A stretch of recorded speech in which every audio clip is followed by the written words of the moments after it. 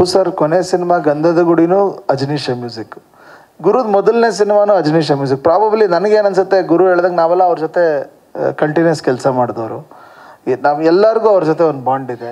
ಈಗ ಶ್ರೀಶಾನು ಜೇಮ್ಸ್ದೊಂದು ಆ್ಯಕ್ಷನ್ ಅವರೇ ಮಾಡಿದರು, ವಿಶ್ವಾಸ್ ಯುವರತ್ನ ಪೂರ್ತಿ ಮಾಡಿದರು.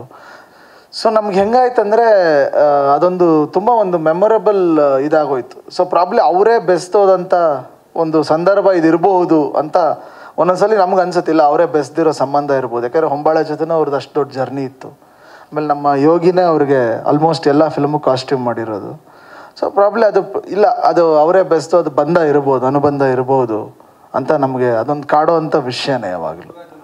ಪ್ರಾಬಬ್ಲಿ ಅದು ನೀವು ಅಭಿಮಾನದಿಂದ ಹೇಳ್ತಾ ಇದ್ದೀರಾ. ನನಗೇನು ಅನಿಸುತ್ತೆ, ಅವರೊಂದು ದಾರಿ ತೋರಿಸಿದ್ದಾರೆ ಅಂತ, ಯಶ್ ಆನ್ ದ ವೇ, ಹಿಂಗೆ ನಡಿಬೇಕು, ಹಿಂಗಿರಬೇಕು ಅಂತ. ಪ್ರಾಬಬ್ಲಿ ಆ ದಾರಿನಲ್ಲಿ ಸುಮಾರು ಜನ, ಈಗ ನೋಡಿ ನಾಡಿದ್ದು ಅವ್ರ ಬರ್ತ್ಡೇ ಸ್ಫೂರ್ತಿ ದಿನ ಅಂತ ನಾವು ಆಚರಿಸ್ತೀವಿ. ಸುಮಾರು ಯೂತೂ ಇವತ್ತು ಇಂಡಸ್ಟ್ರಿಲಿರೋ ಯಂಗ್ ಆ್ಯಕ್ಟರ್ಸ್ ಎಲ್ಲರೂ ಅವ್ರ ಪಾತ್ನ ಫಾಲೋ ಮಾಡ್ತಾರೆ. ನೀವು ಯಾರೇ ನೋಡ್ಬೋದು, ಬಿಗ್ ಬಾಸಲ್ಲಿ ಗೆದ್ದರು, ಇನ್ನೆಲ್ಲೋ ಗೆದ್ರೂ ಬಂದು ಗೆದ್ದವರೆಲ್ಲ ಬಂದು ಅವರ ಒಂದು ಪುಣ್ಯ ಭೂಮಿಗೆ ಹೋಗಿ ಒಂದು ವಿಸಿಟ್ ಆಗಿ ಬರೋದ್ರ ಅರ್ಥ ನನಗೇನು ಅನಿಸುತ್ತೆ ಅಂದರೆ ಆ ಒಂದು ಇನ್ಸ್ಪಿರೇಷನ್. ಸೊ ಅದು ಯೂತ್ಗೆ, ಇವತ್ತು ಯೂತಲ್ಲಿರೋ ಆ ಸ್ಪೀಡು, ರೇಜು, ಆ್ಯಟಿಟ್ಯೂಡಲ್ಲಿ ಎಲ್ಲೋ ಒಂದು ಕಡೆ ಆ ಸೌಮ್ಯತೆ, ಸಹಜತೆ ಮತ್ತು ಆ ಸಿಂಪ್ಲಿಸಿಟಿನ ನಾವು ಅಳವಡಿಸ್ಕೋಬೇಕು ಅಂತ ಅವ್ರು ಹೇಳಿದ್ದಾರೆ ಅನಿಸುತ್ತೆ.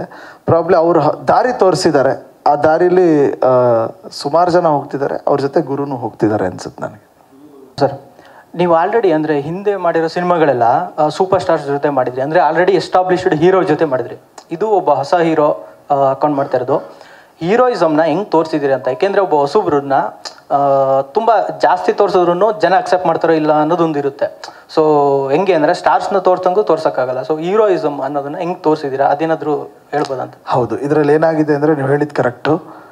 ಇದರಲ್ಲಿ ಪಾತ್ರನೇ ಯುವ ಅಂತ ಒಂದು ಪಾತ್ರ ಇದೆಯಲ್ಲ, ಆ ಪಾತ್ರನೇ ತುಂಬ ಸ್ಟ್ರಾಂಗ್ ಪಾತ್ರ, ಅಂದರೆ ತುಂಬ ವೈಬ್ರೆಂಟ್ ಪಾತ್ರ ಅದು.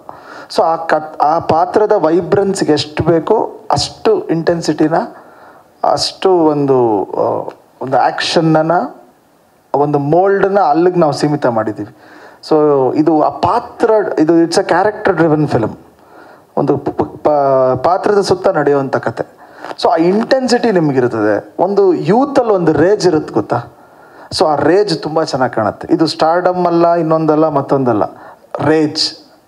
ಸೊ ಆ ರೇಜ್ನ ತುಂಬ ಚೆನ್ನಾಗೇ ಇದರಲ್ಲಿ ಪೋರ್ಟ್ರೇ ಮಾಡಿದ್ದೀವಿ. ಅದು ಪ್ರಾಬಬ್ಲಿ ಎಲ್ಲ ಯೂತ್ಗೂ ಕನೆಕ್ಟ್ ಆಗುತ್ತೆ, ಆ ರೇಜ್. ಸೊ ಯೂತ್ ಅಂದಮೇಲೆ ಆ ರೇಜ್ ಇರಲೇಬೇಕು. ಕಾಲೇಜ್ ಡೇಸಲ್ಲಿ, ಕಾಲೇಜಲ್ಲಿ ನಡೆಯೋ ಜಗಳಗಳಾಗ್ಬೋದು, ಗ್ಯಾಂಗ್ ವಾರ್ಗಳಾಗ್ಬೋದು, ಆ ಥರ ಎಷ್ಟೋ ಕಾಲೇಜ್ ಎಲಿಮೆಂಟ್ಸ್ ಈ ಸಿನಿಮಾದಲ್ಲಿದ್ದಾವೆ.